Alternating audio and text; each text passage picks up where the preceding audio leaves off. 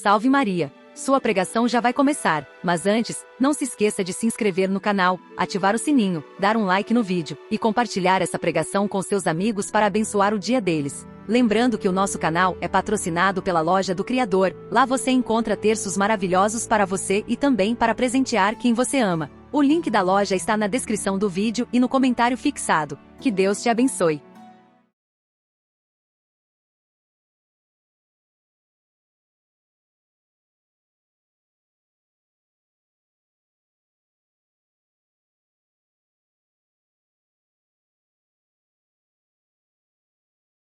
Eclesiástico, capítulo 30, versículos 22 seguintes.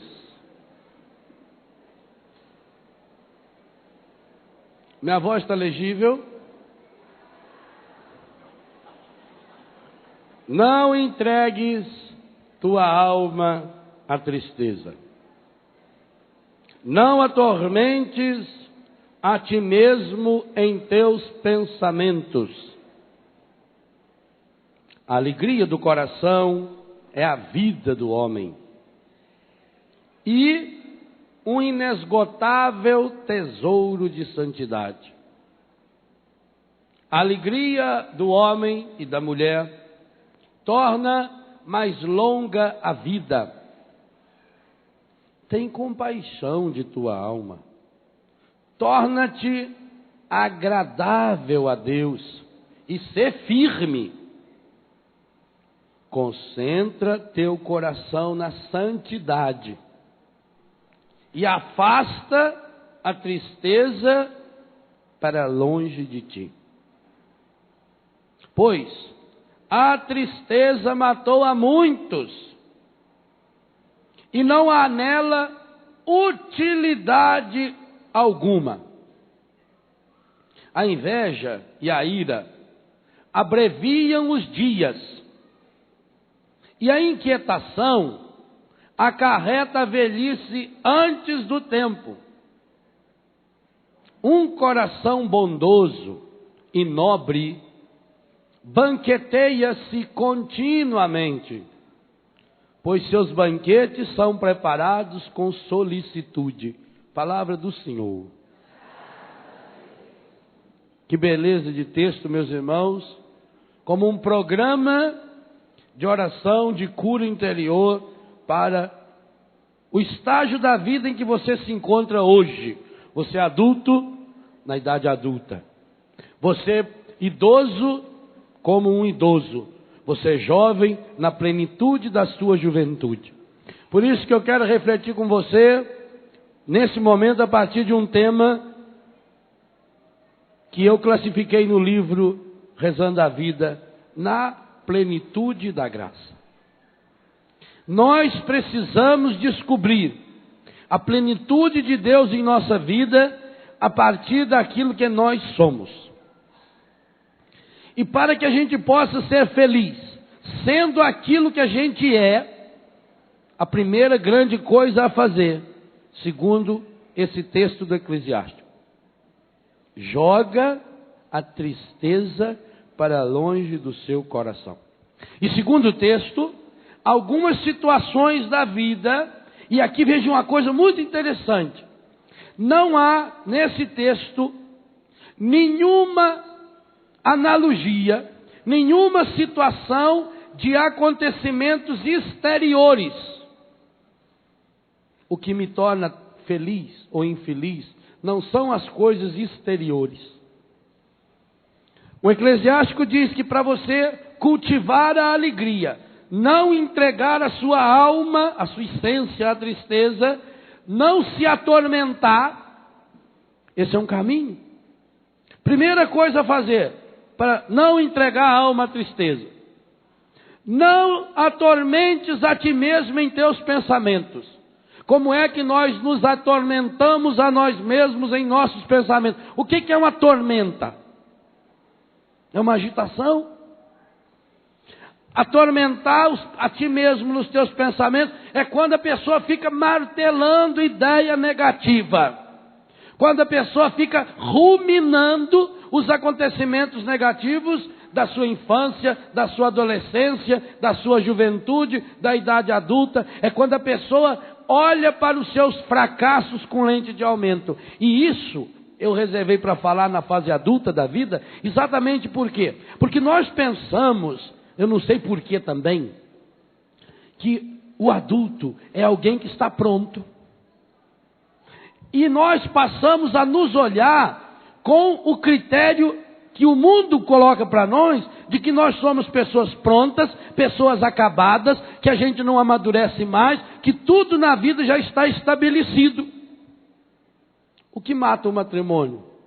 O que mata o sacerdócio? O que mata o entusiasmo no trabalho? A rotina. E rotina é você fazer as coisas como se já soubesse. Erro número 1 da nossa vida é a gente contar os dias como se os dias fossem só um dia depois do outro. Hoje é terça-feira, hoje é quarta-feira, hoje é quinta-feira, hoje é o dia 9 de fevereiro. E esquecemos-nos que hoje é o primeiro dia do resto da minha vida. Aliás, hoje é o único dia da sua vida. Ontem volta? Ele foi bonito ou ele foi feio? Acabou. Passou. Amanhã vem. Amanhã é um dia que nunca vem. Quando alguém falar para você que vai lhe pagar uma dívida amanhã, esquece. Porque quando chegar na segunda, ele falou, não, eu falei que é amanhã. Todo dia tem seu amanhã. Eu já disse aqui no acampamento passado que eu estive. Viva como se fosse o último dia da sua vida. Um dia você acerta. Ou não? Um dia você acerta. Então, viva como se fosse o último dia. Isso é o pessimista. E um otimista em Deus? Viva como se fosse o primeiro dia. Eu estou começando hoje. Aí nós começamos, gente, a saborear a vida. Olha a palavra que o autor do Eclesiástico usou aqui de uma forma espetacular para falar do sabor da vida. A alegria do coração é a vida da pessoa. Um inesgotável tesouro de santidade. Engraçado que as ideias que a gente tem de pessoa santa é que o santo é uma pessoa emburrada. Emburrado não pode ser santo. Emburrado leva vantagem pelo fato de que Jesus tem uma grande dívida de gratidão com os nossos parentes mais próximos. Só por isso. A santidade, 2 vezes o texto vai falar, está relacionada à alegria. A alegria do homem torna mais longa a sua vida, porque ele saboreia essa vida. Tem compaixão da tua alma. Tem dó de você, sua anta. Você precisa ter dó de si mesmo. Tem compaixão da sua alma. Torna-te agradável a Deus. Aliás, isso aqui a gente precisa dizer com muita sinceridade para algumas pessoas. Algumas pessoas são muito desagradáveis. Eu já fiz um estudo, já falei aqui também. 93% dos chatos, quando fala, põe a mão na gente. Eles cutucam a gente.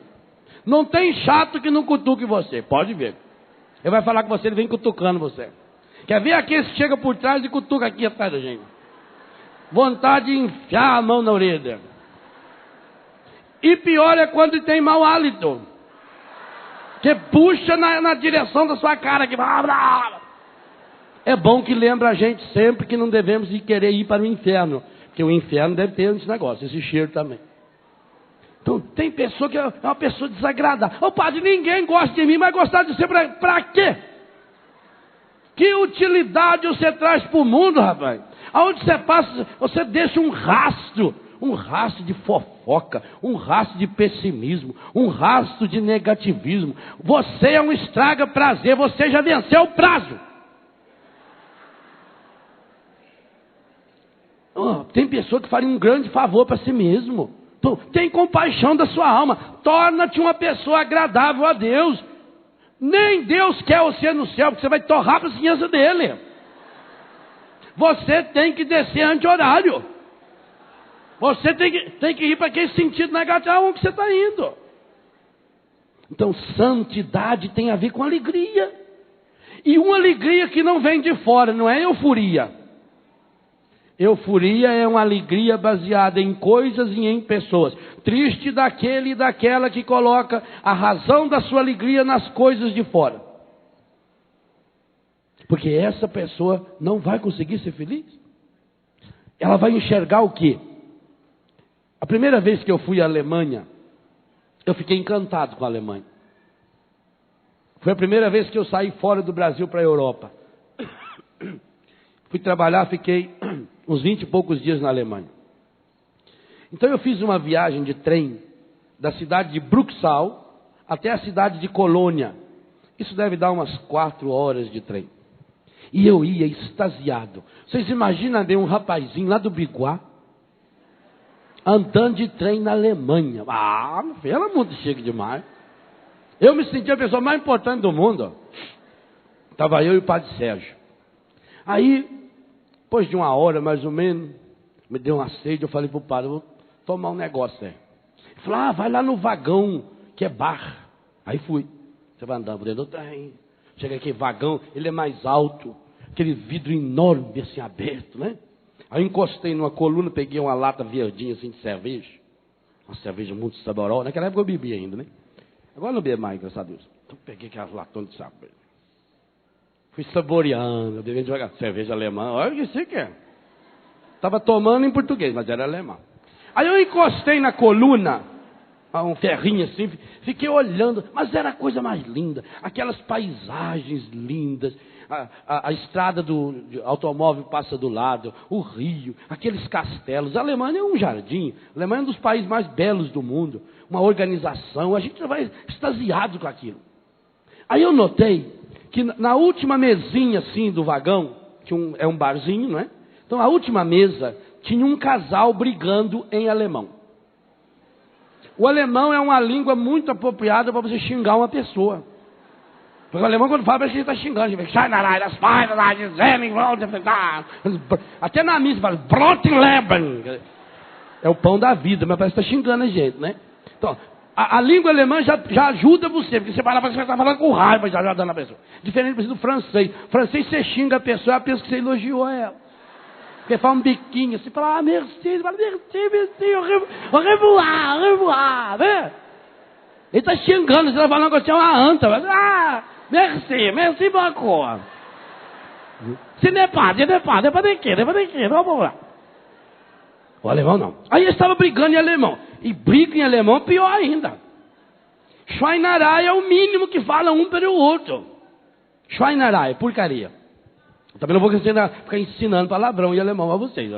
Tem mais coisa a aprender aqui. Aí, eles brincando, eu voltei lá pro vagão. E comentei com o padre Sérgio. Foi engraçado, padre. Tinha um casal lá que fiquei com dó deles. Eles estão brigando o tempo todo lá. E notei uma coisa. A cortina do lado da mesinha deles, fechada. Tá. 1h30, 2 horas depois, voltei. Eles continuavam brigando. Então eu pensei na minha cabeça naquela hora. Imagine a hora que chegasse na estação ferroviária de Colônia. E aquele casal estivesse também fazendo como eu, pela primeira vez a viagem de trem de Bruxal até Colônia. Imagina se tivesse lá um repórter e perguntasse, Padre Léo, como é para o senhor a viagem de trem de Bruxal até Colônia? Eu ficaria 1 hora falando das belezas que eu vi, das cidades lindas. Passamos em Frankfurt, passamos em Mainz, passamos lá pertinho de Schoenstatt. Você ia ler, ler nome alemão é bonito, né? Aqueles nomes imensos assim.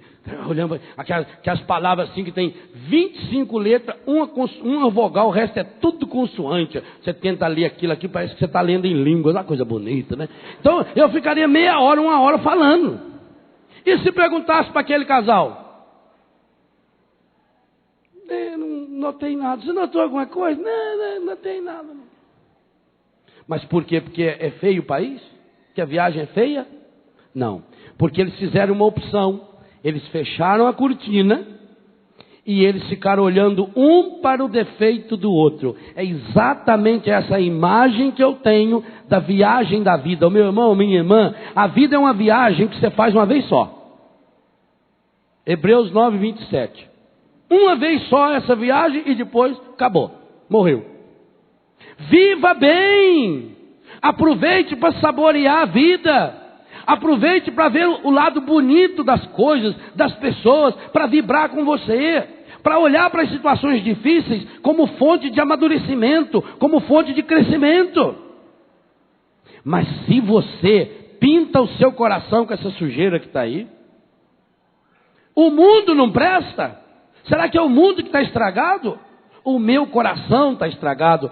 Gente, para mim a coisa mais profunda que está nesse texto do Eclesiástico é exatamente isso. A tristeza ou a alegria não está baseada em situações exteriores, está baseada numa decisão, numa atitude. Eu, porque tenho Deus, porque o Senhor está em mim, o Senhor age em minha vida, eu quero ter meu coração voltado para o alto. É meu dever e é minha salvação louvar o Senhor em todas as circunstâncias, inclusive aquelas situações difíceis.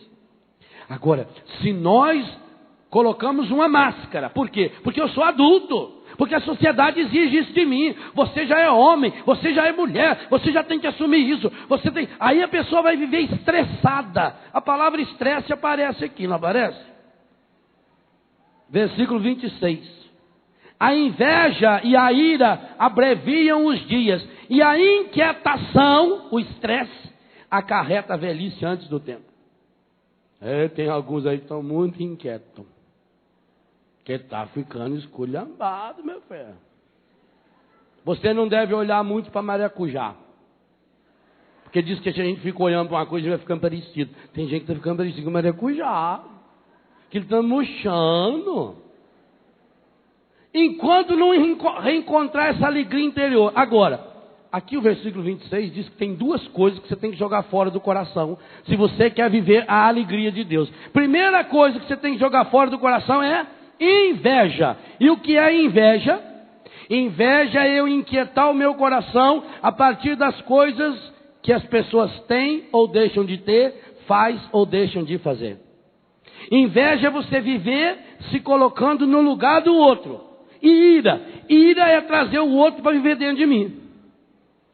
Ira é ficar remoendo uma situação. E aí, de uma coisinha desse tamaninho, você vai evoluindo, evoluindo não, porque senão seria evoluir. Você vai aumentando, você vai inchando isso, vai empanturrando o seu coração, porque você passa a ruminar. É uma coisinha de nada. Talvez a pessoa nem pensou em ofender você. Talvez a pessoa nem lembrou que você exista. Mas você se colocou como centro. Então você agora vai cultivar a ira, os sentimentos de rancor, os sentimentos de tristeza. O seu coração vai ficando numa inquietude. Para que você está inquieto do jeito que está? Para ir para onde? Meu Deus do céu, a vida moderna trouxe tantas facilidades. E no entanto, o que as pessoas estão fazendo com o tempo que sobra?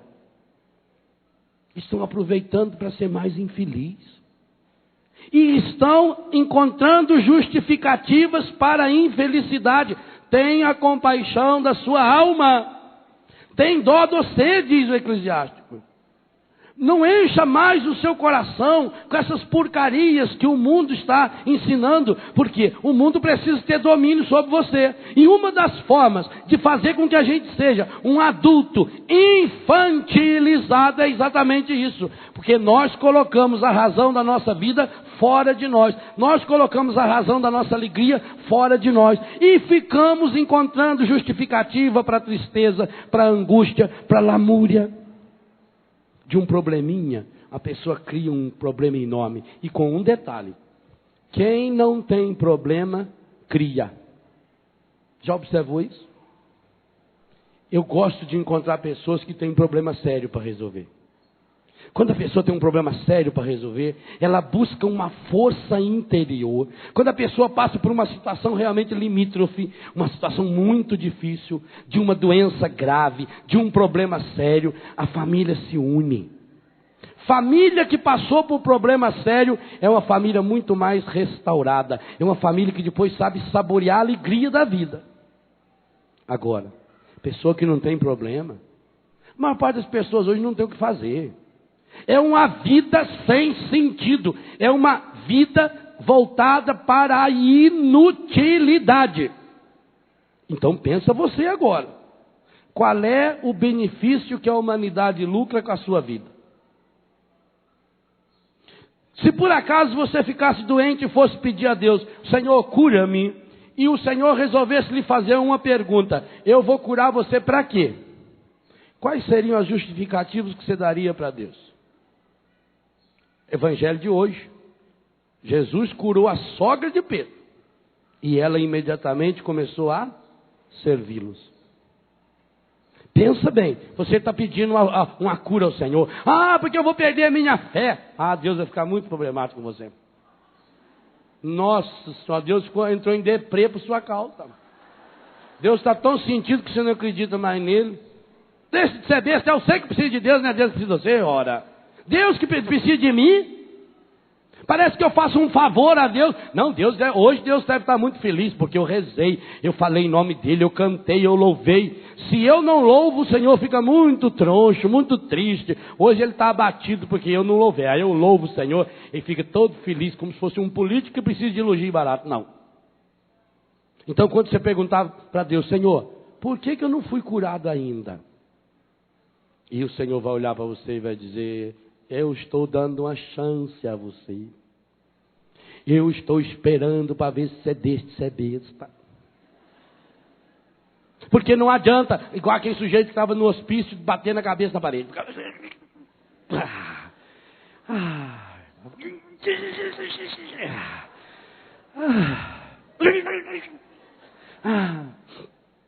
Para que você está dando cabeçada na parede? É tão gostoso a hora que para. Então não dê cabeçada na parede. Você não nasceu para ficar dando cabeçada na parede. Ah, padre, por que será que Deus não atendeu a minha oração? Para quê? Que benefício você trouxe para a sua comunidade com o dom da sua vida?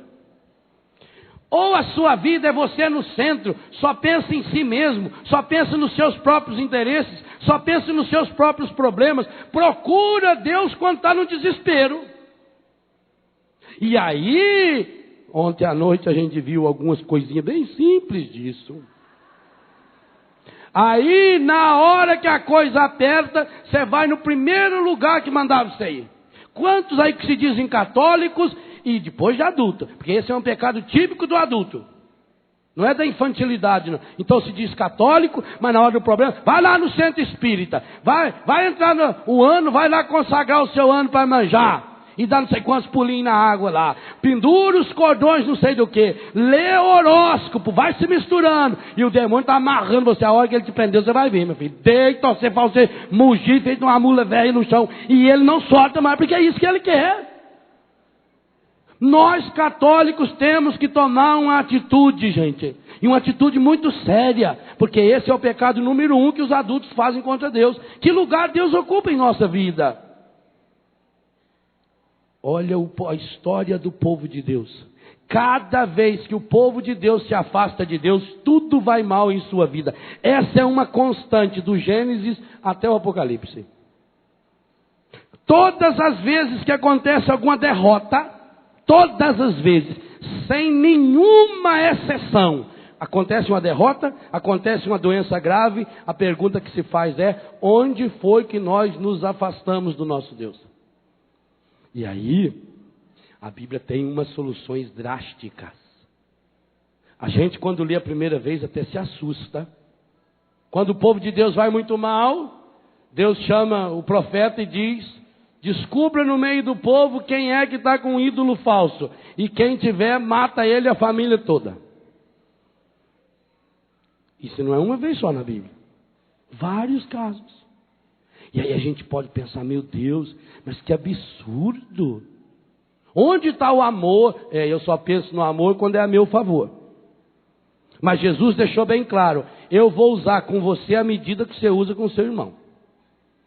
A mesma medida. Jesus já garantiu, a mesma medida com que você medir, você será medido. Jesus deixou bem claro, o que derruba a casa não é a chuva, não é ventania, não é enxurrada. O que derruba a casa é a base mal feita. Então, meu filho, se você está lá balança, mas não cai, está na hora de você se firmar em Deus. Isso significa ser adulto. Adulto não é alguém que está pronto. Adulto é alguém que sabe aonde fixar a sua história, que sabe aonde fixar a sua vida, que sabe que sem Deus não consegue absolutamente nada.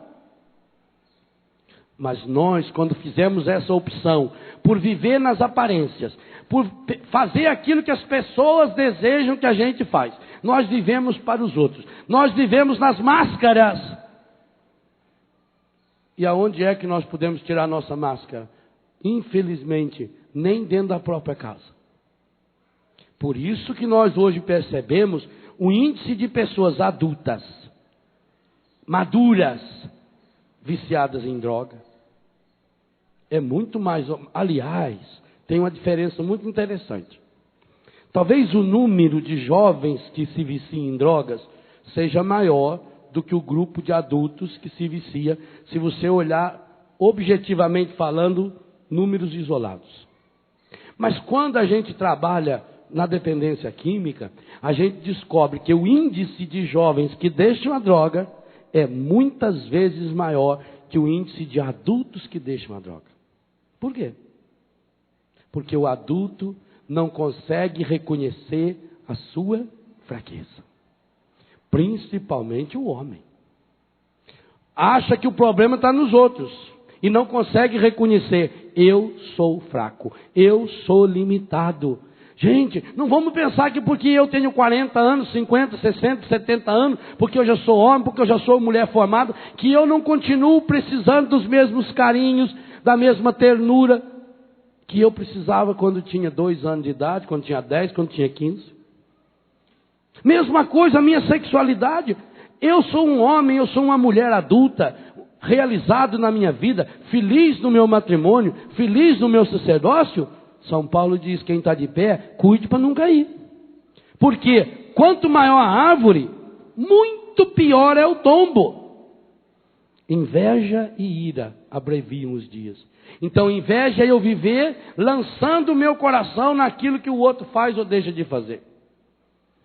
E a inveja do outro rompe a minha comunhão com Deus. Caim e Abel. Sara, olha a guerra aí. Sara e Agar. Os descendentes de Ismael, os descendentes de Isaac. Os descendentes de Israel. A Bíblia diz bem claro que Herodes não queria condenar Jesus, Pilatos também não, porque sabia que os judeus tinham entregue Jesus por inveja. A inveja é fonte de morte. O livro da sabedoria diz, foi por inveja do demônio que a morte entrou no mundo. Então eu não posso cultivar dentro de mim a inveja. E o que desperta a inveja? Eu ficar me comparando com o outro. Você não tem que se comparar com ninguém. Se você quiser se comparar com alguém, o único referencial que o católico pode comparar, eu citei o texto aquela hora e agora eu leio, Romanos 8, 29. Única pessoa que o cristão pode se comparar. Os predestinou para serem conformes à imagem do seu Filho Jesus. Se você quer se comparar com alguém, a única pessoa com a qual você pode se comparar, em toda e qualquer circunstância, você pode se comparar com Jesus Cristo e mais com ninguém. E comparar-se com Jesus como aquele que deu a sua vida por mim e por você. Mas se nós vivemos nos comparando com a pessoa, meu Deus do céu, primeiro que você não tem um grau de comparação. Como é que eu vou eleger o melhor cantor? Se a música é diferente, se o tom de voz é diferente, o estilo de música é diferente. Como é que eu vou escolher o melhor pintor? Como é que eu posso comparar, por exemplo, Michelangelo com Renoir? Renoir não sei nem quem que é. Nem nunca ouvi falar nele, né? Como é que eu vou comparar? Eu não conheço. Agora, você vai num grupo de pessoas, eles ficam olhando para aqui e falam, que coisa linda, né? Que espetáculo, olha que beleza. Vai numa exposição de artes abstrata. que são as manchas, assim, parece que uma vaca passou o rabo assim no chão e ela dá aquela rabada na parede. Você olha, nossa, olha que coisa abstrata, a luz que vem dessa pintura, parece que emana daí uma força, que coisa linda. Eu fui na casa de um casal amigo meu, não posso citar o nome deles, que são muito conhecidos. Fui na casa deles, um apartamento novo. Olha que coisa linda. Olha a sala como ficou bonita. Olha esse quadro. Eu fiquei olhando para o quadro. Não é lindo? Aí a mulher foi lá dentro, ver um negócio, e falei para o marido, escuta, a assinatura do autor não está errada, não. Estava de ponta cabeça. Olha que obra de arte mais linda. Aquilo de ponta cabeça, eles não tinham descobrido. A assinatura dele está de baixo para cima aqui. Aí viramos, olha, muito mais bonito. Eu tenho tanto dó de gente boba. Tomara que eles estejam assistindo, eles vão me brigar muito comigo. Mas eu não estou falando o nome deles, estou falando no tom. Pensa bem, um quadro de ponta. E se chegasse uma outra pessoa que não fosse tão caridosa feito eu, hein? Ia ser capaz de sair falando deles por aí afora, né? Eu não citei o nome. Ai, que obra de arte mais linda! Gente.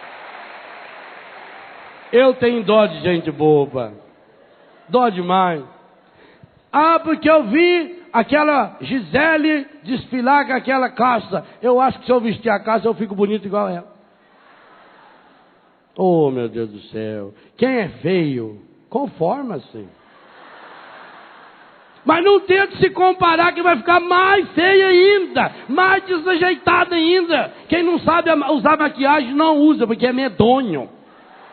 É medonho. A pessoa não sabe combinar a cor. Ela põe um batom de uma cor, põe aquele negócio azul aqui nos olhos, pinta a cara, e põe aquele negócio desse tamanho, e põe aquelas roupas de lista assim, já é gordo. Você olha para aquela lista, aquele estica, aquilo parece um colchão amarrado por meio. Não adianta.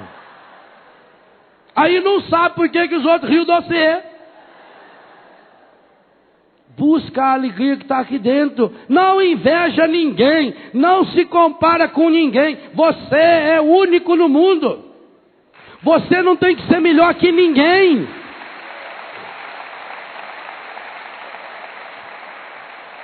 Volta o que nós falamos na primeira pregação desse acampamento. A ciência diz que você é único. Gente, Lula, o nosso presidente da República, é o segundo homem mais votado da história do mundo. Lula se tornou presidente do Brasil com 52 milhões de votos. É muito voto. O Serra está tentando fazer conta até hoje. É muito voto. 20 milhões de votos de diferença. Mas é muita coisa, tá louco. Isso é 2 Portugal, é quase uma Argentina. É muita coisa. É maior que o estado das Minas Gerais. É Minas Gerais e Rio de Janeiro junto. É muita gente, mas é muita gente. Por você, para nascer, teve uma votação, no mínimo, 6 vezes superior ao do Lula. Você veio no meio de 300 milhões. E quem escolheu? Deus. Olha o eleitor. Olha o eleitor. Teve muita gente que votou no Lula porque estava com raiva do FHC. Teve gente que votou no Lula porque achou que ele ia dar emprego para todo mundo, já que ele foi operário. Teve muita gente que votou no Lula porque o patrão mandou votar. Agora Deus não, ele tinha escolha. E ele escolheu você. Ele me escolheu. Por isso, para de ser besta e ficar acreditando que vai ter reencarnação. Deixe de ser besta. Se tivesse 2 vidas, Jesus seria o primeiro a nos ensinar. Porque ele diz, eu vim mostrar que eu sou o caminho. Gente, quem trabalhou com lixo reciclado, quem começou esse negócio, foram os alemães. Deus não trabalha com lixo reciclado. Ele não vai aproveitar um espírito velho em alma, uma alma velha num corpo novo, não. A sua vida é única. Você não vai voltar, não. Não adianta ficar querendo fazer evocação dos mortos. Eu estou falando isso e isso é uma coisa muito séria. E nós estamos vendo dentro da igreja as complicações que isso tem dado. Porque hoje você encontra até padre não sei bem se é padre, que é capaz de aconselhar você a ir lá num centro espírita para ver se manda para você uma carta psicografada. A maior prova de que a carta psicografada é falsa é que o morto não sabe o endereço da própria casa para mandar a carta. Ele precisa mandar lá não sei aonde. Pensa bem, em vida nunca escreveu um bilhetinho para a pessoa, nunca deixou escrito nem no guardanapo, eu amo você. Marido e mulher que nunca passou um e-mail, nem um inteiro para o outro. Aí depois que morre, fica desesperado. Viva direito, a sua vida é única. Eu, como adulto, tenho que assumir, minha vida é única. Deus me escolheu, eu tenho uma responsabilidade, tenho que pensar nela. Então volta a pergunta, por que Deus não curou você? Eu já vi tanta gente ser curada, por que eu não sou curado? Porque Deus não vai perder mais tempo com você. Deus já está vencendo o prazo, Ele está começando a se irritar com você. Mas Deus é misericordioso. Então dá uma olhada na Bíblia, com quanto que Ele se irritou. Moisés, o grande modelo de homem bíblico, não entrou na terra prometida. A justiça de Deus é dureza também. Jesus amava profundamente Judas. Judas tinha um carinho especial de Jesus. Judas era um homem de confiança. Judas era o braço direito de Jesus no setor econômico. Judas cuidava das contribuições do grupo. E, no entanto, Jesus tentou salvá-lo. Antes dele tomar a decisão de negar Jesus, de trair Jesus, Jesus tentou salvá-lo. Jesus falou diretamente com ele, e ainda com uma delicadeza tão grande que os demais apóstolos nem perceberam que Jesus estava chamando a atenção dele. Mas quando Judas decidiu, Jesus falou: o que você tem que fazer, faz logo. E depois que ele fez, gente, não adiantou nada a lamúria. Sabe que é uma coisa que me impressionou muito no Evangelho? É que se você olhar do ponto de vista jurídico, a confissão de Judas é a mais perfeita confissão que você tem na Bíblia. Judas se arrependeu do que fez. Judas confessou publicamente o erro dele. Judas devolveu tudo que ele tinha ganho com o pecado e ainda assim cometeu suicídio. E diz São Pedro que o corpo dele se espatifou de sangue num vale lá chamado Vale da Morte. Por quê? Porque nós muitas e muitas vezes estamos brincando com Deus e com as coisas de Deus. Então você vai lá na igreja, você estica a sua língua lá, recebe a Santa Comunhão, põe uma camiseta com Nossa Senhora que vai até no pé, põe um escapulário desse tamanho, enrola terço para não sei quantos lados. E na hora do primeiro desespero vai para onde? Vai para o centro espírita, vai para o Pai de Santo, vai fazer reiki, vai mandar pôr a mão na cabeça lá para fazer na cabeça, dá choque de uma vez, mas dá um choque de uns 350 mil volts na pessoa, que resolve o problema dela. Eu vou praticar acupuntura também lá em Betânia, pode ir lá, mas eu vou fazer com bambu, que eu quero estrepar a pessoa. Você deixa de ser sem vergonha, assume sua fé. O que tem, padre? Todas as religiões são iguais. Jesus diz: eu sou o caminho. Um dos grandes pecados que o adulto comete, e que é fonte de tristeza, que é fonte de sofrimento, é essa contaminação maligna. Porque meu avô era, meu pai era, meu tio era. A Bíblia deixa bem claro que o seu pai, ou sua mãe, ou você não vai fazer a sua salvação. Você não chega no céu sozinho, mas não é o outro que leva você para lá. Você tem que com o outro ir. Por isso que eu não tenho que me comparar com ninguém. Por isso eu tenho que me unir ao outro. Eu tenho que ser melhor, não do que o outro, melhor para o outro, para que junto a gente construa o reino de Deus em nossa vida. Mas é preciso a gente começar a levar a sério isso. Nós estamos vendo, gente, as consequências dessas contaminaçõezinhas religiosas, que começam com esses pantuás que se vende por aí, que começa acendendo esses incensos que você encontra, se você quiser um dia incenso para queimar na sua casa, que seja um incenso sagrado, a não ser em livraria religiosa católica, que se vende um incenso em pedrinha, apropriado para adoração ao Santíssimo. E a igreja não usa, a não ser em situações solenes. Fora disso, qualquer incenso que você está queimando não é para Deus. E o espírito que ele está mandando embora de lá é exato. O primeiro espírito que vai embora com aquele incenso é o Espírito Santo de você. E você é templo do Espírito Santo. Você tem que começar a pensar nisso. Você tem que começar a pensar que essas invocações aí de fadas não sei do que, de anjos cabalísticos, de gnomos e mais não sei das quantas, que isso está levando o nosso povo à miséria, porque nós sabemos os malefícios que provoca na vida quando se brinca com Deus. Será possível que Deus estava brincando com Moisés? Um homem que com 120 anos de idade caminhou durante 40 anos. Um homem que falava com Deus face a face.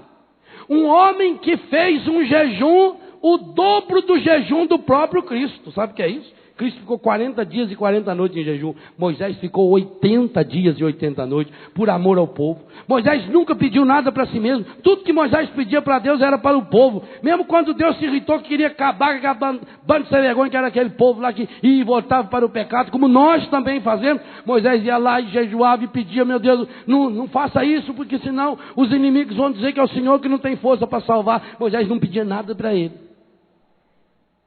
Mas ele não entrou na terra prometida. E ele viu a terra prometida. Ele foi lá, o monte que está em frente de Jericó, de lá ele viu, e com um detalhe, a Bíblia diz que ninguém sabe até hoje onde está o túmulo dele. Há tradições até que diz que foi levado para a terra prometida o seu corpo, escondido, por isso que até hoje ninguém sabe. Para mostrar para nós que Deus é fiel. E muitos de nós estamos fazendo o itinerário de Moisés. Muitos de nós estamos vendo a terra prometida. Você vem num acampamento desse, você vê a terra prometida. Você vê a libertação que Deus faz na vida das pessoas. Você vê jovens sendo restaurados. Nós estamos, graças a Deus, não estamos cansados, porque isso não cansa nunca. Mas nós já estamos acostumados a ver jovens libertos. Gente com cura espiritual profunda. Gente que era viciado no cigarro, viciado na bebida, viciado em drogas, viciado em pornografia, em prostituição. Gente que era viciado no roubo. Gente viciado no jogo. E que está tendo uma libertação linda, profunda. Gente que fica do lado da gente e que transforma a sua vida. Nós estamos vendo a terra prometida, mas muitos de nós não entraremos nessa terra prometida, porque estamos consagrando nossa vida aos ídolos, e aos ídolos mortos do pecado, das falsas doutrinas, das falsas religiões. E o mais triste dos tristes, esse não é o pecado número 1 do adolescente, da criança e do jovem. Esse é o pecado número 1 do adulto, que vive numa prostituição contínua e constante contra o seu Deus. É hora de dizer um basta. É hora de mandar embora da minha vida esses objetos consagrados aos ídolos, esses objetos consagrados aos demônios, porque os demônios vão se disfarçando. A nova era é especialista em disfarçar através de falsas doutrinas, de falsas religiões, de objetos consagrados, de posturas de oração consagradas, de nomes consagrados, de gestos consagrados, de roupas consagradas. Gente, eles estão fazendo um trabalho violento. Hoje não tem um shopping center desse país que você entra que não tem uma casa que venda produtos de magia, produtos que veio lá da Índia, roupa não sei da onde, vestes não sei da onde, pó para amansar doido, e nós estamos indo, mapa astral, e eu compro essas revistas que só fala de horóscopo, do mapa astral, e disso e daquilo, e eu vou misturando a minha vida. Por quê? Porque fulano mistura, ciclano mistura, mas eles estão colhendo a desgraça que o mundo está semeando. É triste pensar que quantos de nós, como Moisés, estamos chegando tão perto da terra prometida, estão enxergando ali do outro lado da terra prometida. Eu estou vendo a libertação que Deus está fazendo na vida da pessoa do meu lado, mas não estou recebendo a bênção. E é por isso que eu estou na angústia, eu estou na tristeza, eu estou entregando a minha alma à tristeza, eu estou cultivando a tristeza. E aí está dizendo, a tristeza já matou a muitos. Ela antecipa a sua vida. Ela vai tornando você. Por que fala que antecipa a própria morte? Porque a pessoa passa a viver em vida aquilo que já é da morte. Então vem o desânimo. Com qualquer coisinha a pessoa se abate, meu Deus do céu. Quem tem Deus diante de um problema ganha força para resolvê-lo. A gente descobre que a pessoa tem fé ou não tem, e na hora das situações difíceis. E digo uma coisa a você, já disse isso em quase todos os lugares desse mundo aonde já fui pregar. O maior instante de crescimento e amadurecimento para cada um de nós são os momentos de sofrimento. Enquanto nós não passamos pelas situações de sofrimento, nós não sabemos quem nós somos.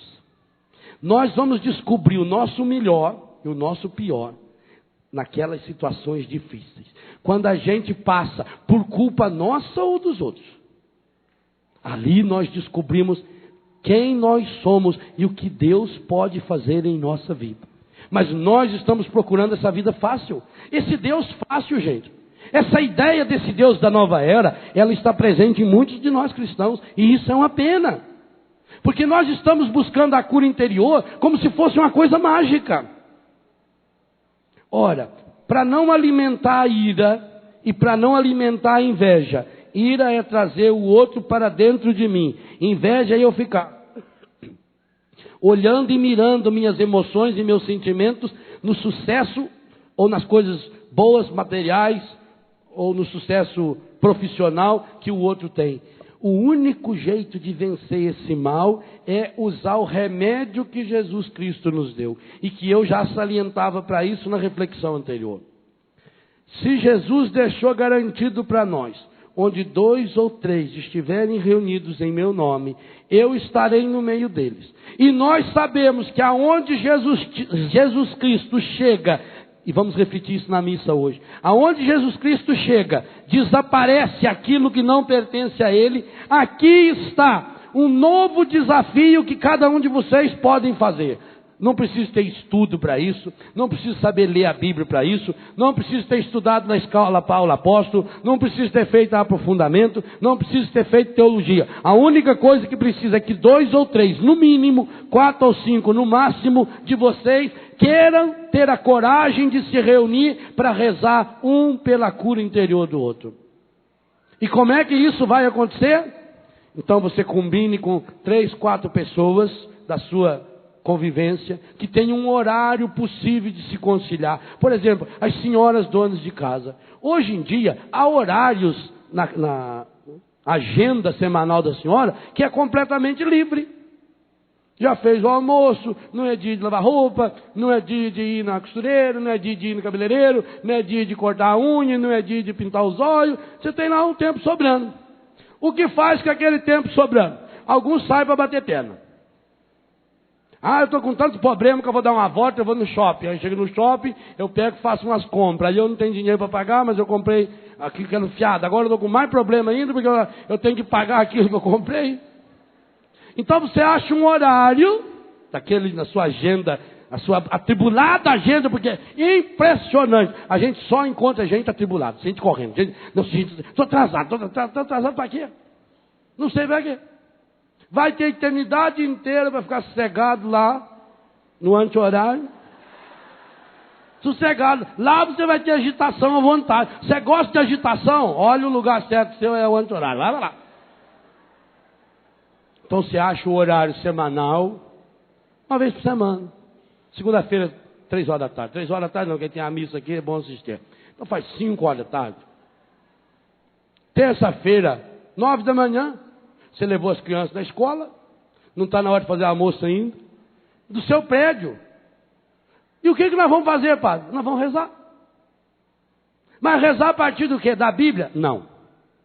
Da Bíblia você vai no círculo bíblico, você pode fazer escola bíblica, você assiste o excelente Escola da Fé aqui na Canção Nova com o professor Felipe, ou a Bíblia do meu dia a dia com o Laércio. Aí você faz o estudo bíblico.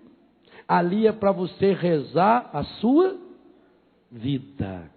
Esse é o segredo. O que eu faço para rezar a minha vida? Ué, eu conto o que eu estou vivendo. E aí, comadre, como é que você está? Veja, quantos já se reúnem, só que ao invés de rezar a vida, se reúnem para falar da vida alheia. A profissão número 1 hoje é a pessoa poliglota. É a pessoa que sabe falar vários idiomas para poder falar mal da vida dos outros em línguas diferentes. Tem gente que estuda línguas só para isso. Então, ao invés de você se reunir com a sua comadre, com a sua prima, com a sua tia, com o seu filho, com o seu marido, com o seu vizinho, para falar da vida alheia, para falar do fulano que largou do ciclano, para falar daquela moça que largou do marido, para falar não sei do que, para falar do filho da vizinha que está usando droga, que é um maconheiro safado sem vergonha, você vai se reunir para falar da sua vida. Como é que você está vivendo hoje? Hoje eu não estou muito legal. Agora, não pense que é marcar um grupo, 4 ou 5 pessoas que eu conheço. Primeiro dia que eu chegar lá, eu já sento e digo, bem, meus irmãos, nós vamos começar, então vamos começar comigo. Eu quero que vocês rezem comigo, que eu tenho muito problema com meu marido, muito problema com... Não. Confiança leva tempo. As primeiras reuniões de oração, de cura interior, serão reuniões superficiais até. Primeiro porque você não sabe se aquela pessoa que começou vai continuar. Então, as 4 ou 5 primeiras semanas, as primeiras reuniões, serão reuniões de achar cada um o seu lugar, de ganhar confiança. E depois, começa com as realidades mais exteriores da minha vida. Por que eu não estou bem hoje? Mas eu sei que um problema interior que precisa de cura, ele não tem a sua causa hoje. Não é porque me aconteceu uma situação difícil hoje que eu não estou bem hoje. É na medida em que essa situação que eu vivi hoje, que ela tem uma raiz, ou na minha adolescência, ou na minha infância, ou na gestação, ou está ligada a um trauma do meu nascimento, e que eu conscientemente não sei. Por exemplo, eu tenho vício de comer unha. Eu não sei. O meu problema não é comer unha. O problema é quem sabe que quando eu estava lá na barriga da minha mãe, estava lá chupando o meu dedo, a minha mãe levou um soco e eu levei um trauma com aquilo e fixou. Então, leva-se tempo, porque aí é o Espírito Santo. Porque veja bem, quem estará rezando por mim? O João, o José, o Joaquim, a Maria e o Antônio? Não, tem um terceiro elemento, mesmo que se eu for só em 2. Tem um quarto elemento se eu for em 3. Tem um quinto elemento se eu for em 4. Ele deu uma certeza para nós. Quando 2 ou 3 se reunirem em meu nome, eu estarei no meio deles. Aí vem a importância de textos como esse que Deus me deu a graça de escrever, o Rezando a Vida, como a oração, a cura do eu interior, o excelente livrinho da Loyola, ou como alguns dos livros do Padre Alírio, e outros livros de cura interior que você conhece. Aí vem a importância, por exemplo, Dom Cipriano Chagas tem um livrinho fininho, pequenininho, A Cura Interior. É um bom roteiro, bem pequenininho, é um livro que você lê em 15 minutos. É um roteiro excelente. Eu sei que a coleção Paulo Apóstolo da Renovação Carismática tem 2 ou 3 livros sobre cura interior. E principalmente esses que trazem roteiros de cura interior, áreas da nossa vida. O padre Alberto Gambarini tem um excelente livro de cura interior, as emoções feridas, uma coisa assim, curar as emoções feridas, curar as emoções machucadas. Ou se não, você adquire fitas. E graças a Deus tem um monte hoje, a Canção Nova produz, mas nós temos outros lugares que produz fitas, a associação produz fitas, gente que faz cura interior. A Gabriela de São Paulo tem lindas orações de cura interior. Então eu compro uma fita daquela, nas primeiras reuniões, o grupo se reúne, se não tem dinheiro faz uma vaquinha, compra lá um toca-fita, 150 contos você compra um daquele. E aí, para não gastar a eletricidade dos outros, cada um compra uma pilha, hoje você leva a pilha, da outra semana o outro leva a pilha, pronto, já... Faz uma vaquinha ali. Escuta aquela fita. Em 1 hora você escuta a fita. E depois faz uma oração. Então começa invocando o Espírito Santo. Rezando as orações tradicionais que você conhece. Reza um Pai Nosso. Reza uma Ave Maria. Peça sempre a presença de Nossa Senhora. O Santo Anjo do Senhor. Rezamos. Fazemos uns 5 minutos de aquecimento em oração. Se o grupo já tem uma caminhada, faz uma oração em línguas. Depois, olhe pelo da direita, olhe pelo da esquerda. Se tem tempo, coloque uma cadeira. Por exemplo, lá em Betânia, onde eu moro, que nós pregamos retiros a cada 15 dias, e sempre retiro de cura interior, nós temos os quiosques à beira do lago. Então nós fizemos 7 quiosques de um lado e 3 do outro. Então são os quiosquezinhos que cabem lá 10 ou 12 pessoas. Todos os quiosques têm uma banquetinha no centro. Para quê? Para durante a oração colocar a pessoa sentada e os demais fazem imposição de mãos, reza pela pessoa. Então nós vamos fazer isso no grupo. Com o tempo, depois de 1 mês ou 2, o grupo adquiriu confiança. Um já está confiando no outro. Pode começar a abrir o coração, a partir dos problemas exteriores, a partir daquelas realidades mais superficiais que a gente tem. Eu estou angustiado, eu estou triste.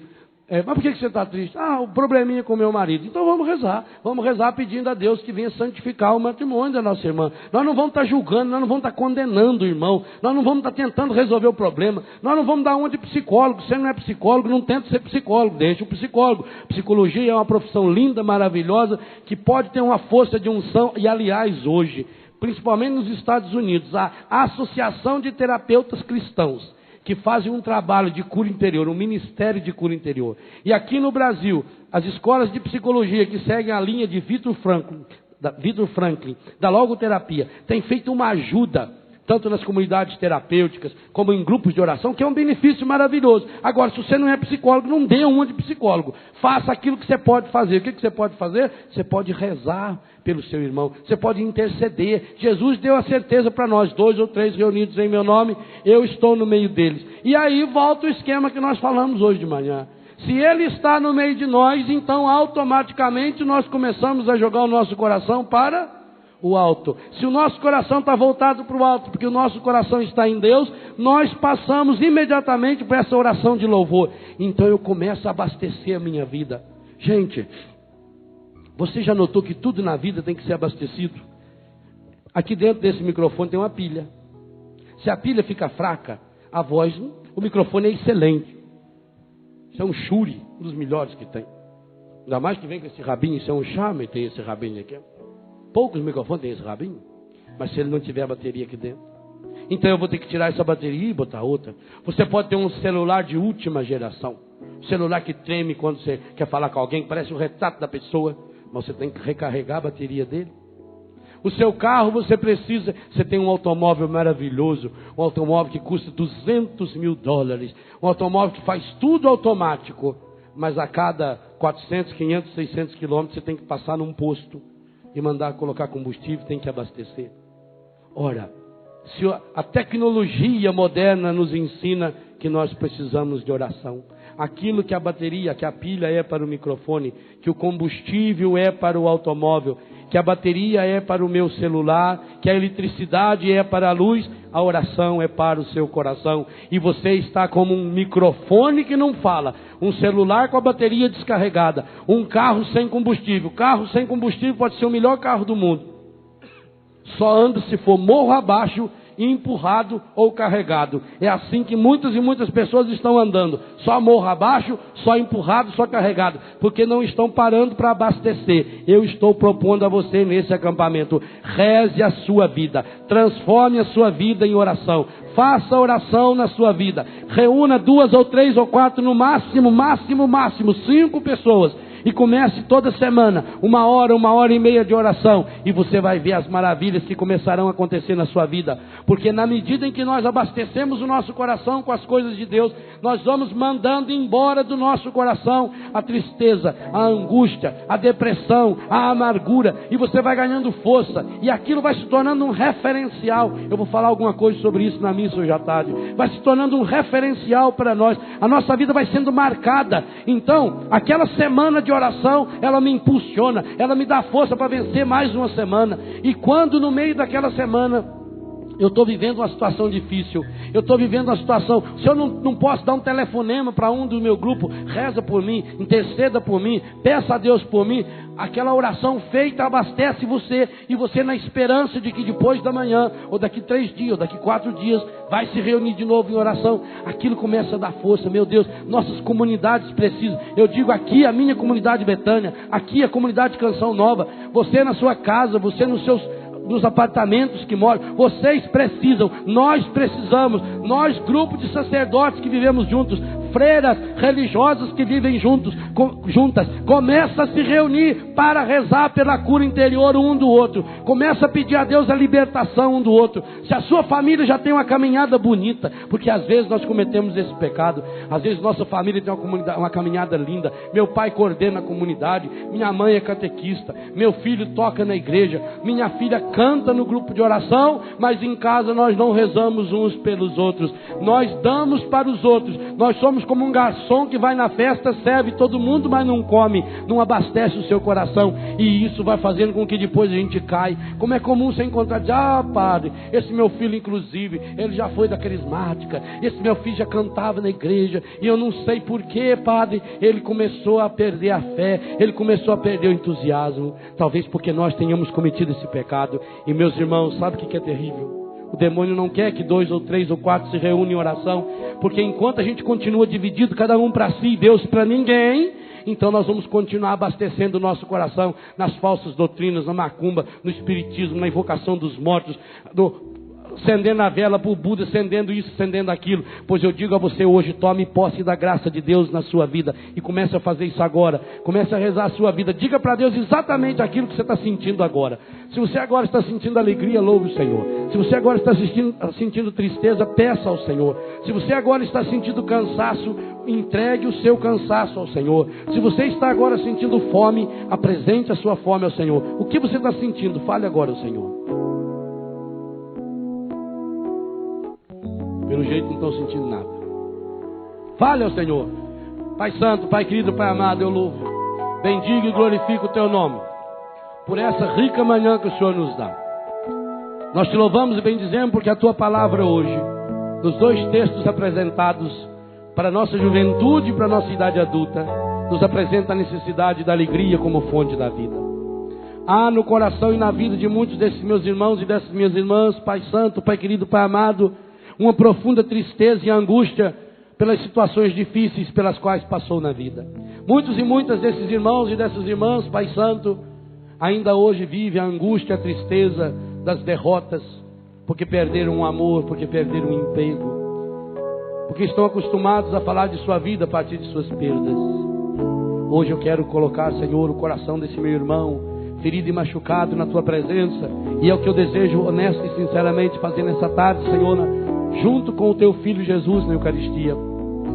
É colocar a vida desse meu irmão, a vida dessa minha irmã, é colocar essas perdas sofridas, vividas, vivenciadas, é colocar esse coração ferido e machucado, suplicando que a Tua graça, que eu sei é muito, muito maior,